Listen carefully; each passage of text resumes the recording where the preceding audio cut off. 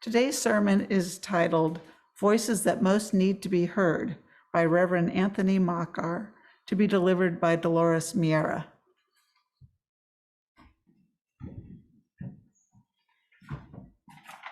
That's not Anthony. It will be in a second.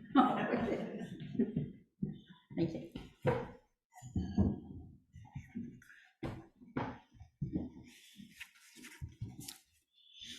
So today is one of the August sermons by others. And I chose this because I hope it'll just help to awaken us all. Like turning on the light a little bit more, step by step. Each year, the UU Women's Federation invites UU religious professionals and lay people of all identities and genders to share their voices responding to the world around us by addressing a topic related to the UUWF's mission of advancing justice for those who identify as women and girls and promoting their spiritual growth. The sermon must have been written by the entrant and delivered before a UU congregation prior to the UU General Assembly of the same year. A judging panel of UU professionals and lay leaders selects the winning sermon. The author receives a cash award and is invited to share their sermon at the annual UUWF breakfast held the morning of one of the days at General Assembly. Reverend Anthony Makar, winner of the 2021 Sermon Award for his sermon, Voices That Most Need to Be Heard. Anthony grew up in Alberta, Canada. He's a former college professor of philosophy, and his lifelong passion is figure skating as a competitor and coach. Since 2019, he has been the senior minister of the West Shore Unitarian Universalist Church in Cleveland. Prior to that, he was the senior minister of the UU Congregation of Atlanta. Voices that most need to be heard. In 1975, a professor of English at Wellesley College published a book intending to articulate the female imagination at play in women's literature. Not one female person of color writer was mentioned. Alice Walker, for one, was distressed. How possibly could the Wellesley professor, a feminist by the name of Patricia Myers Spax, think that the voices of white middle-class women were representative of all women, of all colors and all classes and all other possible markers of identity? To devalue the voices of women of color like this is wrong. But Patricia Myers Spax and her supporters, one of them justified her exclusion of women of color authors by saying that she didn't want to theorize about women whose experiences were so different from hers. To this, Alice Walker said, Spax never lived in the 19th century Yorkshire, England, so why theorize about the Bronx? This is a great question. The life circumstances of the authors of such classics as Jane Eyre and Wuthering Heights are completely different from that of the 20th century American women. Yet, I guess since they all share whiteness, well, there is a reason why Alice Walker, just a couple of years later in 1983, would coin the term womanism and develop a corresponding theory and movement. It was past time. The feminism of the 19th and 20th centuries was really about the survival of white, relatively well-off women. Issues of race and class were ignored. But when you are a Black woman, your survival can't ignore any form of oppression, since practically every form is aimed at you all at once. From the very beginning of your life, the world is swinging at you from multiple directions, which gives the voices of women of color true profundity. We know how deeply oppression can cut. You know how sharp the hunger for healing and wholeness can be. You know firsthand how to stay resilient and feisty to thrive despite all. Your voice, which is the one most likely to be silenced, is the one that most needs to be heard. So I so want our shared spiritual tradition of Unitarian Universalism to hear more and more of the voices of women of color, so our faith can better embody and enflesh the womanist spirit. You know, as I was thinking about Alice Walker and her outrage at discovering no women of color authors represented in that book by the feminist Wellesley professor, I couldn't help but connect the dots and see something completely analogous to how people of color, men and women alike, might find something vital missing when they read the book of Unitarian Universalist history. Where are the people of color? How can a religious tradition that preaches faith in the inherent worth and dignity of every person be so middle-class white? Reverend Mark Morrison Reed calls it the black hole in the white UU psyche. When there is a hole, you don't have true wholeness. The hole is a lack, a vacuum, an absence, a poverty. It's being schooled in ignorance about all that is not white middle class. It's being taught to be afraid to go beyond the information you already know and the people you already know. That is not freedom. That's unfreedom. We are needing to build a new way. We are needing to hear voices that we have never heard before. We are needing to fill the hole so that we can achieve wholeness. So we Unitarian Universalists want to hear these voices. They come from among us and they come from beyond us too. We hear Alice Walker when she speaks that word womanism and when she defines it. A womanist is a woman who loves another woman sexually and or non-sexually. She appreciates and prefers women's culture, women's emotional flexibility. She is committed to the survival and the wholeness of an entire people, male and female, not a separatist, except periodically for health. Loves the spirit, loves struggle, loves herself, regardless. Note especially the part where she says that the womanist is committed to the survival of an entire people. Some feminists have argued differently, saying that men are the enemy. But the womanist refuses to polarize like this. The womanist affirms women's relationships with men and health of the family and wants men to be well. How precious and necessary this moment when masculinity can take toxic forms again and again. It's a white male shooting up another school or attempting to overrun the Capitol. More about this at another time.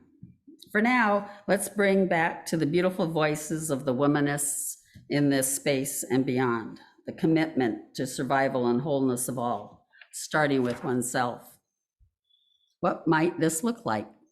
One of the members of our congregation has said, quote, "A womanist, I am compelled to resist that which tries to shrink me. I have learned to demand that others see me how I see myself, awoke, nuanced, and of course, whole." That is a revolutionary standpoint. You want to be whole, says this womanist. Know that there are so many systems out there that want to create you in their own image. Know this, read the signs of this, and then snatch yourself back from every one as best you can. Even the system of one's skin color, which is a system that racism imposes and which for people of color is felt inside as a painful double consciousness. Shedding my skin, says the womanist, did not imply that I rejected my blackness, but it did require me to be more than black. Being black could not be my most important feature. We are not merely the color of our skin or the tragedy of our pasts. It can't be, or we'll all miss this planet in all of its glory. This is so because we are beings with inherent worth and dignity who possess a wholeness that transcends every smaller part that makes us up. Our race, our gender, our sexual orientation, our class, our ability are undeniably significant parts of who we are. But to identify who we are with any one of them completely and exclusively is to participate in our own oppression. Each of us is all our parts together, and even then, we are more than that. We are ourselves. We are individual. We are whole. But so much wants to shrink us down to some smaller part, and so our sister womanist congregant says, we feel the constant hunger pangs of needing more than we've been given. But though some aspects of the world are so deeply wounding to us, can we trust that there are other aspects that will somehow feed us and help us into our wholeness? Despite all, can we still hope? Hope was on my mind several years ago when I stepped up to this pulpit and quoted American writer E.B. White, who said very famously, I arise in the morning torn between a desire to improve the world and a desire to enjoy the world. This makes it hard to plan the day. I remember laughter after I said this, and then I said that an essential part of being a hopeful Unitarian Universalist was cultivating a way of life that balanced saving the world with savoring the world. All these years later, after having encountered womanism, I am singing a different tune. Because what if your world is constantly throwing things your way that aren't enjoyable, that can't be savored?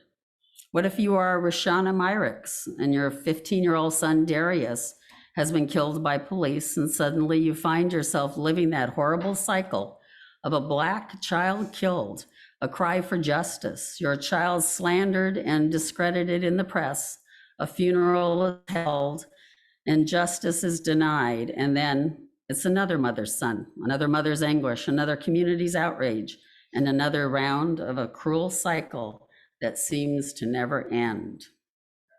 And what if you are Brittany Packnett, watching the events unfolding in Charlottesville, Virginia, when the white supremacists gathered to rally against the removal of a Confederate statue, and your humanity as a person of color is being denied?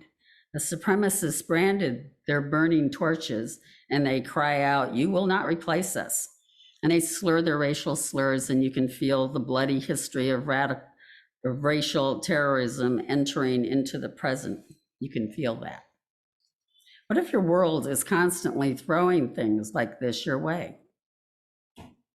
What if you are Ruby Bridges and you are 6 years old, and every day you enter into your elementary school, you have to go through large crowds of white people who are shouting and screaming horrible things, and you feel how they want to tear you apart. And you have to go through that every day for months and months on end to get to your classroom where you are 6 years old, will learn reading and writing and arithmetic.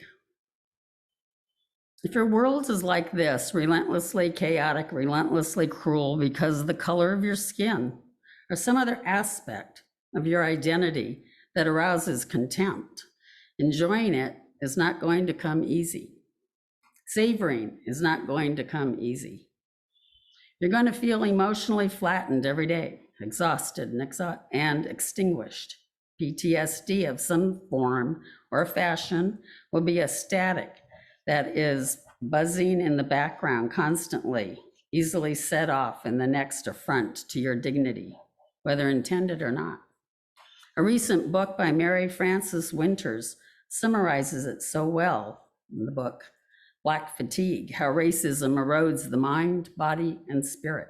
So what happens when we get to the other part of E.B. White's equation, the saving the world part? Despair is going to drain you dry. No passion, no energy available to improve anything. Downward spiral of despair. Unless we stop seeing savoring and saving as entirely different things. When they are seen entirely different things, then when you're savoring, that's all you're doing. And that's when you're saving. You're just saving, which explains all my talks several years ago about balancing them. But now, after encountering womanism, the different tune I'm singing is, we have to stop seeing them as completely different. Don't don't balance them, blend them. That is how, despite all, there can still be hope. A beautiful womanist, Audre Lorde, says, caring for myself is not self-indulgence, it is self-preservation. And that's an act of political warfare. At her son Darius's funeral, when the organist played Jesus is My Help, Roshana Myrick's cared for herself by dancing. Despite the lead weight of her sadness, she got up and she danced. Later at the cemetery, when her son's bullet-ridden body was being lowered into the ground, they cranked up the stereo playing all his favorite songs, and everyone danced their hearts right out, and they could feel Darius there with them. And one witness to it all said, I witnessed the joy of a community that even in mourning knew that it had access to one of the most powerful tools of resistance to a system of state-sponsored violence and oppression that seeks to crush the joyful spirits of vibrant communities like these. I need to drink water.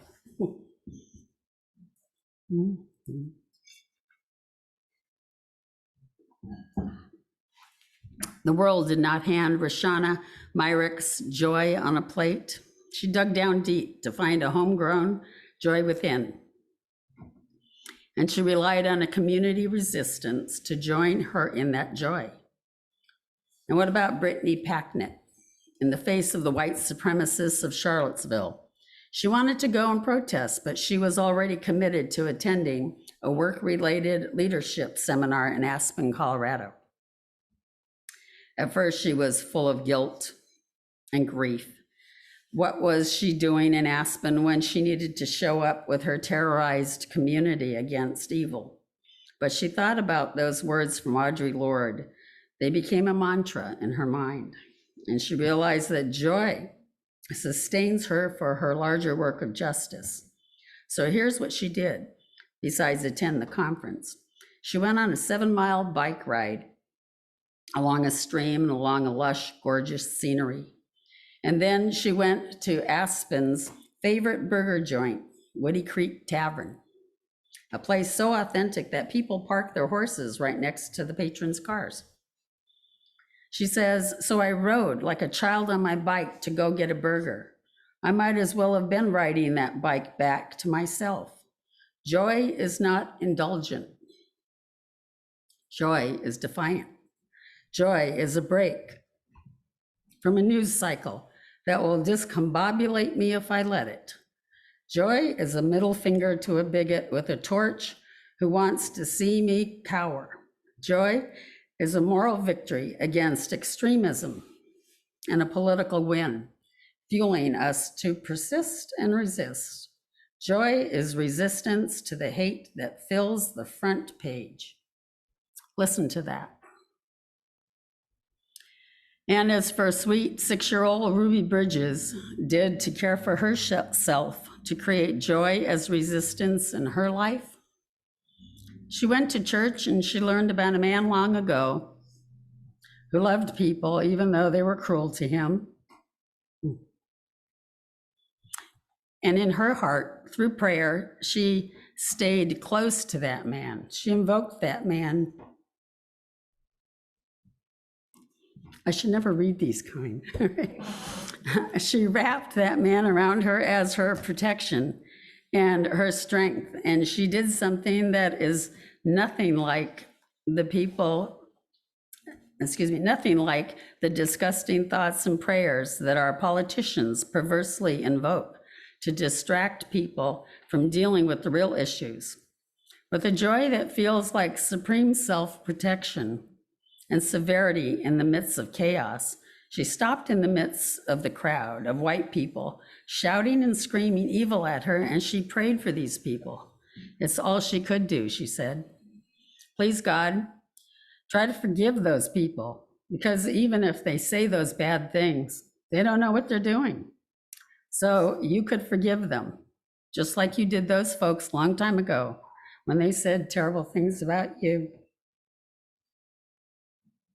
The world has enough chaos and fear and anger to last 100 million lifetimes. That's the worlds we've got to live in and find a way through to the good and the beautiful and the true so that it's also in the world. So care for yourself. This is self-care, and this is political warfare, and it's all one and the same.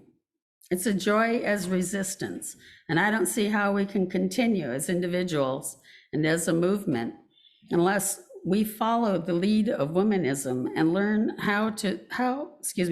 learn the how of joy as resistance down to our bones.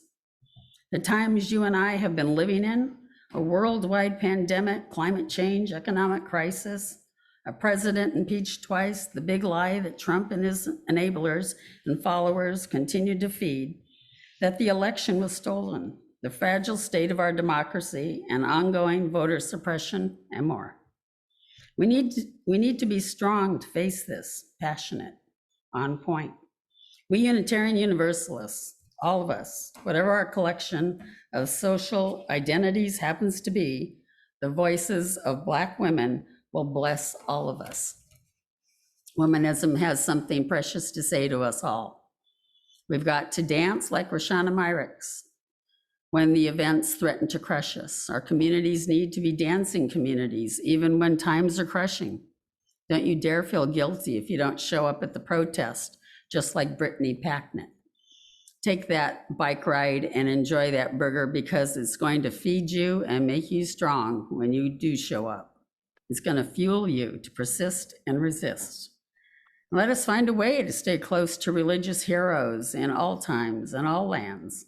Learn deeply the story of one or two or more. Meditate on their compassion. Pray them into our lives. So when we are faced with adversity, we can be like Ruby Bridges and feel wrapped around by their strength and inspired by their courage. The past is what it was. But now you and me, we stand upon the threshold of something new. Unitarian Universalism can achieve a wholeness it has never had before if it learns to hear voices unheard before, voices that most need to be heard. Roshana Myrick's, Brittany Packnett, Ruby Bridges, Audre Lorde, who says, caring for myself is not self-indulgence, it is self-preservation. And that's an act of political warfare. Alice Walker, and our sister womanist congregant who wants for herself and for all to witness the planet in all its glory, and not to miss that. We dare not miss that. Thank you.